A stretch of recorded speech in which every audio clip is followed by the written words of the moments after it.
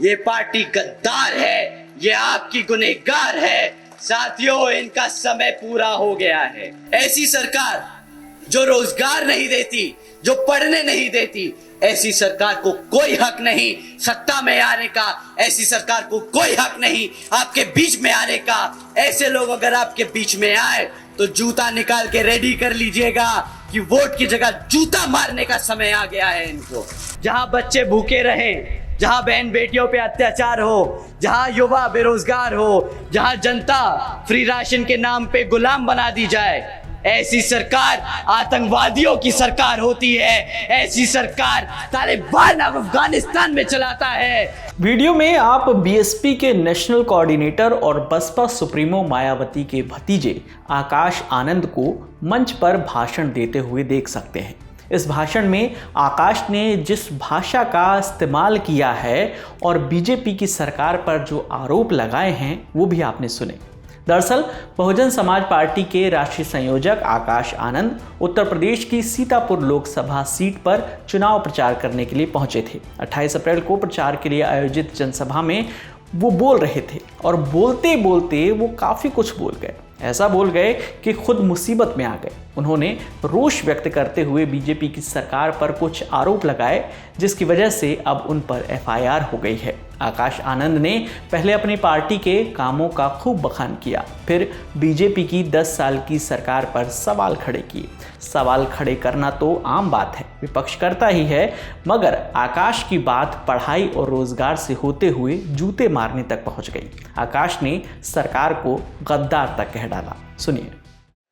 साथियों, भारत की जनता ने इन्हें वोट डाला है, कोई विश्वास करके ही वोट डाला होगा। तो जो विश्वासघात करे उसे क्या कहते हैं? गद्दार कहते हैं, गद्दार। ये पार्टी गद्दार है, ये आपकी गुनहगार है। साथियों, इनका समय पूरा हो गया है। तो साथियों, ऐसी सरकार जो रोजगार नहीं देती, जो पढ़ने नहीं देती, ऐसी सरकार को कोई हक नहीं सत्ता में आने का। ऐसी सरकार को कोई हक नहीं आपके बीच में आने का। ऐसे लोग अगर आपके बीच में आए तो जूता निकाल के रेडी कर लीजिएगा कि वोट की जगह जूता मारने का समय आ गया है इनको। आकाश यही नहीं रुके, उन्होंने क्राइम को लेकर भी सवाल खड़े किए। आकाश ने कहा कि नेशनल क्राइम रिकॉर्ड ब्यूरो का डेटा कहता है कि उत्तर प्रदेश में 16,500 से ज़्यादा किडनैपिंग के केस दर्ज किए गए हैं, जहां बच्चे बहन बेटियां सुरक्षित नहीं हैं। हमारे छोटे छोटे बच्चे भूखे रह रहे हैं, जहां पर किडनैपिंग बढ़ती जा रही है। ये तो बुलडोज़र की सरकार तो नहीं है साथियों। ये कहते हुए उन्होंने एक बार और सरकार को गद्दार कह दिया। इसके बाद वो इन टिप्पणियों से एक कदम और आगे बढ़ गए और सरकार को आतंकवादी और तालिबान जैसे नाम से जोड़ दिया। सुनिए। आप इनसे जाति और धर्म के आधार पे सवाल नहीं करना। अगर हम जाति और धर्म के आधार पे कुछ सवाल कर दिए तो इलेक्शन कमीशन कल हमें बंद कर देगा, कहेगा तुम जाति और आधार के नाम पर वोट मांगने का काम कर रहे हो। परंतु आदरणीय प्रधानमंत्री जी भड़काऊ भाषण दे सकते हैं, प्रधानमंत्री जी मुसलमान और हिंदू कर सकते हैं, तब इलेक्शन कमीशन की आंखों पे पट्टी बंध जाएगी, मुंह पे टेप बंध जाएगा, तब इनके हाथ में कोई ताकत नहीं होगी। साथियों, जो सरकार अपने युवाओं को, जो अपने बच्चों को भूखा रखे, जो सरकार अपनी बहन बेटियों को, जो बहन बेटियों पे अत्याचार होने दे, जो अपने युवा साथियों को, युवाओं बच्चों को बेरोजगार रखे, जो अपने बड़े बुजुर्गों को फ्री राशन के नाम पर यहाँ की जनता को गुलाम बनाकर रखे, ऐसी सरकार को आप जानते हैं क्या कहना चाहिए? ऐसा शासनकाल पता है कहाँ होता है?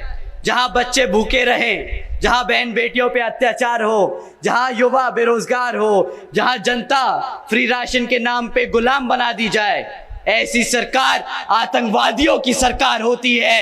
ऐसी सरकार तालिबान अफगानिस्तान में चलाता है। साथियों, इन सरकारों ने, भाजपा की सरकार बुलडोजर की सरकार नहीं, यह आतंकवादियों की सरकार है, अपनी आवाम को गुलाम बनाकर रखा है। ऐसी सरकार का समय आ गया है अब खत्म होने का, और यहाँ पर बहुजन समाज पार्टी की सरकार बनाकर बहन जी को प्रधानमंत्री बनाकर यहाँ पे उत्तर प्रदेश में बहुजन समाज पार्टी का राज कायम करने का। इस बयान के बाद आकाश आनंद की मुश्किलें बढ़ गई हैं। उनके खिलाफ शिकायत दर्ज करवा दी गई। अब मामले पर पुलिस ने एफआईआर भी दर्ज कर ली है। इस पूरे मामले पर सीतापुर के एसपी ने क्या कुछ कहा, वो सुनिए। थाना कोतवाली नगर जनपद सीतापुर के अंतर्गत आज एक राजनीतिक दल के द्वारा एक चुनावी रैली की अनुमति ली गई थी। इस रैली में इस राजनीतिक दल के वक्ता श्री आकाश आनंद, उम्मीदवार महेंद्र सिंह यादव, श्याम अवस्थी, अंशय कालरा तथा रैली के आयोजक श्री विकास राजवंशी इत्यादि रैली में उपस्थित थे। रैली में वक्ता के द्वारा आम जनमानस में हिंसा भड़काने की कोशिश करते हुए असंसदीय भाषा का प्रयोग करते हुए वक्तव्य किया गया, जिसके आधार पर आचार संहिता के उल्लंघन का एक मामला पंजीकृत किया गया है। इसमें धारा 171C, 153B, 188, 505(2) तथा आरपी एक्ट की धारा 125 के अंतर्गत अभियोग पंजीकृत किया गया है। अग्रिम वैधानिक कार्रवाई की जा रही है। बीजेपी की सरकार के ऊपर इतने बड़े बड़े आरोप लगाए गए तो लाजमी था कि बीजेपी से भी रिएक्शन आता, सो आया भी। भारतीय जनता पार्टी के प्रवक्ता राकेश त्रिपाठी ने आकाश आनंद के इस बयान पर प्रतिक्रिया दी है।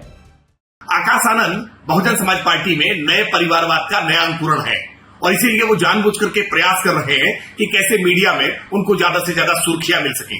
इसीलिए जानबूझ करके रोज कुछ न कुछ विवादित बयान देने का प्रयास कर रहे हैं। लेकिन भारतीय जनता पार्टी के संदर्भ में जिस प्रकार की उन्होंने टिप्पणी की है, इसका खामियाजा उनको निर्वाचन आयोग के द्वारा भी भुगतना पड़ेगा और जनता की अदालत में भी भुगतना पड़ेगा। भारतीय जनता पार्टी के संदर्भ में की गई टिप्पणी उनको बहुत महंगी पड़ेगी। चुनाव का प्रचार जोर शोर से है और सारे नेता अलग अलग अंदाज से वोटरों को दिमाग पर अपना असर डालने में लगे हुए हैं।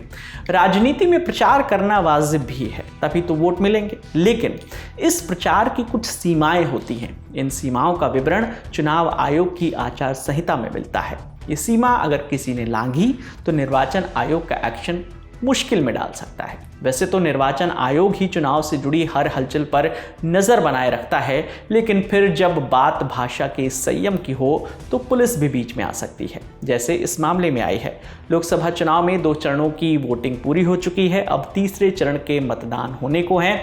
जैसे जैसे वोटिंग के चरण बढ़ते जा रहे हैं, वैसे वैसे बयानों में तीखापन भी बढ़ता जा रहा है। पक्ष हो चाहे विपक्ष, कोई इससे अछूता नहीं है। अब आकाश आनंद ने अपने बयान से सीमाएं लांघी हैं या नहीं, इसका फैसला तो निर्वाचन आयोग और अदालत करेगी। आपका इस पूरे मुद्दे पर क्या सोचना है, आप हमें कमेंट सेक्शन में ज़रूर बताइए। आपके लिए तमाम जानकारी लेकर आए थे हमारे साथी शेख नावेद। मेरा नाम है विकास वर्मा। देखते रहिए द लल्लन टॉप। शुक्रिया।